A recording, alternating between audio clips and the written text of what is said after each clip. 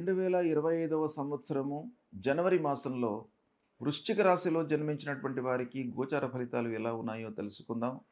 ముందుగా ఈ వృశ్చిక రాశి జాతకులకు ఈ జనవరి మాసంలో గ్రహస్థితి ఎలా ఉంది, ముఖ్యమైనటువంటి గ్రహాలు ఏ ఏ స్థానాలలో సంచరిస్తున్నాయో చూద్దాం. సూర్యుడు 14వ తారీఖు వరకు 2వ స్థానంలో ప్రతికూలంగా సంచరిస్తున్నాడు. 14 నుండి మాసాంతం వరకు తృతీయ స్థానంలో ప్రవేశించి సంచరిస్తున్నాడు. ఇది శుభప్రదంగా ఉంటుంది. అంగారకుడు కుజుడు భాగ్యస్థానంలో తదనంతరం వక్రించి అష్టమ స్థానంలోకి ప్రవేశిస్తున్నాడు. ఇది ప్రతికూలంగా ఉంటుంది. బుధుడు జన్మ ద్వితీయ తృతీయ స్థానాలలో సంచరిస్తున్నాడు, అనుకూలంగా ఉన్నాడు. గురువు సప్తమ స్థానంలో అనుకూలంగా సంచరిస్తున్నాడు. శుక్రుడు 3, 4 స్థానాలలో అనుకూలంగా సంచరిస్తున్నాడు. శనైశ్వరుడు అర్ధాష్టమ స్థానంలో ప్రతికూలంగా ఉన్నాడు. రాహువు పంచమ స్థానంలో ప్రతికూలంగా ఉన్నాడు. కేతువు ఏకాదశ స్థానంలో అనుకూలంగా ఉన్నాడు. ఈ విధంగా గ్రహస్థితి ఉంది. ఓవరాల్గా మనం చూసినట్టయితే వృశ్చిక రాశి వారికి శుభ ఫలితాలు ఈ జనవరి మాసంలో కనబడుతున్నాయి.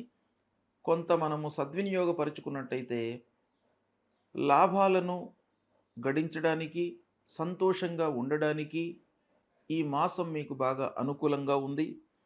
అయితే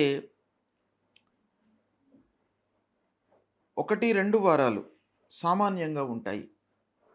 సూర్యుడు ప్రతికూలంగా ఉన్నాడు గనక 1-2 మాసాలలో కొన్ని ఇబ్బందులు తప్పవు. కనుక 1-2 వారాలు సామాన్యంగా ఉంటూ 3-4 వారాలు మట్టుకు శుభప్రదంగా ఉన్నాయి. బంధువులు స్నేహితులతో మనస్పర్ధలు ఉంటాయి. తొందరపడి నిర్ణయాలు తీసుకోవడంతో పనులలో ప్రతికూల ఫలితాలు గోచరిస్తున్నాయి. మీరు చేయవలసినటువంటి కర్తవ్యం ఏంటంటే తొందర లేకుండా సహనంతో నిర్ణయాలు తీసుకోవాలి. ప్రణాళికాయుతంగా ముందుకు వెళ్ళాలి. 1-4 సార్లు ఆలోచించి అనుభవజ్ఞుల యొక్క సహాయ సహకారాలు కూడాను తీసుకొని ముందుకు వెళ్ళాలి. ఇక పూర్వం ఉన్నటువంటి సమస్యలు, వాటి మూలకంగా రుణభారం పెరిగేటువంటి అవకాశాలు ఉన్నాయి కాబట్టి ఆర్థికపరమైనటువంటి సమస్యలపై మీరు మనస్సు నిలపాలి. ఎందుకంటే ధనమూలమిదం జగత్ కాబట్టి ఆర్థికంగా మనం బాగా ఉన్నట్టయితే బాగా ఉంటుంది, లేని పక్షంలో ఇబ్బందులు తప్పవు. కనుక ఆర్థికపరమైనటువంటి సమస్యలను ఎక్కడికక్కడ ఎప్పటికప్పుడు మీరు దాన్ని సాల్వ్ చేసుకోవడానికి ప్రయత్నాలు బాగా చేసుకోవాలి. ఇంటి వాతావరణం సంతృప్తిగా ఉంటుంది.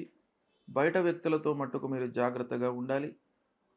ఇకపోతే అనవసరమైనటువంటి విమర్శలకు, నిందలకు గురయ్యేటువంటి అవకాశాలు ఈ మాసంలో బాగా కనబడుతున్నాయి కాబట్టి విమర్శలలోకి వెళ్లకుండా, అంటే మధ్యవర్తిత్వము వహించకుండా ఉండడము, తర్వాత హైయప్స్తో, సమాజంలో మంచి స్థితిలో ఉన్నటువంటి వారితో స్నేహ సంబంధాలు పెంపొందించుకోవడానికై ప్రయత్నాలు చేయాలి. పూర్వము సహాయం చేసినటువంటి వారు మీకు శత్రువులుగా మారేటువంటి అవకాశాలు ఈ మాసంలో కనబడుతున్నాయి. కనుక దగ్గర వారితో చాలా మీరు రిలేషన్స్ బాగా పెంచుకోవాలి. ఇక అనవసరమైనటువంటి ఆలోచనలతో మనస్తాపానికి గురయ్యేటువంటి అవకాశాలు కూడాను ఒక పక్కన కనబడుతున్నాయి. వ్యాపారస్తులు అనాలోచిత పెట్టుబడులకు దూరంగా ఉండాలి. ఆలోచించి కొంత వ్యవహారం చేసినట్టయితే మీకు లాభాలు ఉంటాయి. కాబట్టి సాధారణంగా చేసేటువంటి పెట్టుబడుల లోపల ఇబ్బందులు లేవు. చిన్న మొత్తంలో చేసేటువంటి పెట్టుబడులకు ఇబ్బంది లేదు. కానీ పెద్ద మొత్తంలో మీరు హ్యూజ్ అమౌంట్ ఏదైతే ఇన్వెస్ట్మెంట్ చేద్దాం అనుకుంటున్నారో అటువంటి వాటిపైన మట్టుకు జాగ్రత్త పడండి. అవసరమైతే వాటిని వాయిదా వేసుకోండి. మళ్ళీ మంచి రోజులు వచ్చిన తర్వాత మీరు మార్చుకోవచ్చును. కనుక ఈ మాసంలో చిన్న మొత్తంలో పెట్టుబడులు పెట్టడము వ్యాపారస్తులకు అనుకూలంగానే ఉంటుంది. ఇక భాగస్వాములతో సత్సంబంధాలు ఉంటాయి. వ్యాపారస్తులకు ఇది ఒక సుఖమైనటువంటి, సంతృప్తికరమైనటువంటి విషయం. ఏంటంటే పార్ట్నర్స్తో మనకు సయోధ్య ఉన్నట్టయితే వ్యాపారము సక్రమంగా ముందుకు సాగుతుంది. సయోధ్య లేనట్టయితే ఆ పార్ట్నరు ఒకటి అనుకోవడము, మనం ఒకటి అనుకోవడము, వెరసి ఏమవుతుంది, నిర్ణయం తీసుకోవడంలో మనకు ఇబ్బందులు కలిగే అవకాశాలు ఉంటాయి. ఇకపోతే ఉద్యోగస్తులకు 3-4 వారాలలో స్థానచలనం గోచరిస్తుంది.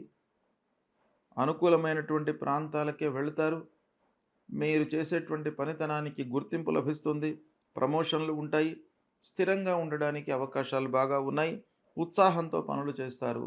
ఆనందంతో, ఉల్లాసంగా ఉంటారు. ఈ విధంగా మీకు వృశ్చిక రాశి వారికి ఫలితాలు అనుకూలంగానే ఉన్నాయి. అయితే ఒకటేంటంటే డబ్బు విషయంలో మీరు జాగ్రత్తలు తీసుకోవాలి. అనవసరమైనటువంటి ఖర్చులను నియంత్రించుకోండి. మీ చేతిలో ఉన్నంత వరకు కట్టడి చేయండి. ఖర్చులను నియంత్రించుకోండి. మిగతావన్నీ గూడాను మీకు సుఖమయంగా జరిగేటువంటి అవకాశాలు బాగా ఉన్నాయి. అయితే ఓవరాల్‌గా మనం ఆలోచించినట్టయితే వృశ్చిక రాశి వారికి ఈ జనవరి మాసంలో కుజుడు 9, 8 భాగ్యస్థానము మళ్ళీ వక్రించి అష్టమ స్థానంలోకొస్తున్నాడు. కుజుడు అష్టమ స్థానంలో ప్రబల ప్రతికూలమైనటువంటి ఫలితాలు ఇస్తాడు కాబట్టి సుబ్రహ్మణ్య స్వామి దేవాలయానికి వెళ్ళండి. ధరణీ గర్భ సంభూతం విద్యుత్ కాంచన సన్నిభం కుమారం శక్తిహస్తంచ మంగళం ప్రణమామ్యహం అనేటువంటి మూలమంత్రాన్ని ప్రతినిత్యం కూడాను మీరు పారాయణం చేయండి, జపించండి. తద్వారా మీ లోపల అనవసరమైనటువంటి పనులలో మనస్సు నిలపకుండా ఆలోచన దృక్పథాన్ని పెంచుతాడు. ఇక శనీశ్వరుడు ముఖ్యంగా అర్ధాష్టమ స్థానంలో ఉన్నాడు. శని అర్ధాష్టమ స్థానంలో మనకు సంతోషం లేకుండా చేస్తాడు. ఎన్ని పనులు సక్రమంగా మనం చేసినప్పటికీ, ఎంత శ్రద్ధ వహించి మనం చేసినప్పటికీ, చేతిలో ఎంత డబ్బు ఉన్నప్పటికీ, సక్సెస్ రేట్ ఎంత ఉన్నప్పటికీ, ఫైనల్గా ఆ శని మూలకంగా ఏమవుతుంది, మనకు అసంతృప్తి అనేటువంటిది బాగా వచ్చే అవకాశాలు ఉంటాయి. కాబట్టి మనిషికి అన్నిటికంటే కూడాను ముఖ్యమైనటువంటిది సంతోషము, ఆనందము. అది ఈ అర్ధాష్టమ శని మూలకంగా మనకు కొరబడుతుంది. కాబట్టి శని ప్రీత్యర్థమై తప్పకుండా మీరు ఈ జనవరి మాసంలో వృశ్చిక రాశి వారు పరిహారాలు చేసుకోవాలి. నీలాంజన సమాభాసం రవిపుత్రం యమాగ్రజం ఛాయా మార్తాండ సంభూతం తం నమామి శనైశ్చరం అనేటువంటి ఈ మూలమంత్రాన్ని ప్రతినిత్యం కూడాను చదువుకోండి. ఆంజనేయ స్వామి దేవాలయానికి వెళ్ళండి. ఆంజనేయ స్వామి దేవాలయానికి వెళ్ళి ఆంజనేయ స్వామికి 3 ప్రదక్షిణాలు చేసి ఆ భగవంతుడి ముందు నిశ్చలమైనటువంటి మనస్సుతో ఒక్క నిమిషం నిలబడి మనోజవం మారుతతుల్య వేగం జితేంద్రియం బుద్ధిమతాం వరిష్టం వాతాత్మజం వానరయూత ముఖ్యం శ్రీరామదూతం శిరసా నమామి అనేటువంటి ఈ శ్లోకాన్ని పఠిస్తూ ఆ స్వామివారికి నమస్కారం చేసుకున్నట్టయితే మీ లోపల భయము, భ్రాంతి ఇవన్నీ కూడాను లేకుండా మిమ్మల్ని అనుగ్రహిస్తాడు ఆ ఆంజనేయ స్వామి. అపమృత్యు దోషాలు పోవడానికై శివాలయానికి వెళ్ళండి. ఆ పంచాయతనం శివుడు, గణపతి, అంబిక, సుబ్రహ్మణ్య స్వామి, నాగేంద్రుడు ఇలా అన్నీ కూడాను మీకు శివాలయంలో ఉంటాయి. కాబట్టి శివాలయానికి వెళ్ళి ఆ శివుడిపై ఏకబిల్వం శివార్పణం అని ఆ బిల్వపత్రాన్ని ఆ శివుడిపై ఉంచి నమస్కారం చేసుకున్నట్టయితే మీకు అపమృత్యు దోషాలు తొలగుతాయి. ఆరోగ్యంగా ఉంటారు మీరు. మీ లోపల భయం లేకుండా ఆ భగవంతుడు, ఆ శివుడు, శంకరుడు మిమ్మల్ని అనుగ్రహిస్తాడు. ఇక రాహువు అమ్మవారు, అందులోనే మీకు శివాలయం లోపలనే అమ్మవారు కూడా ఉంటుంది.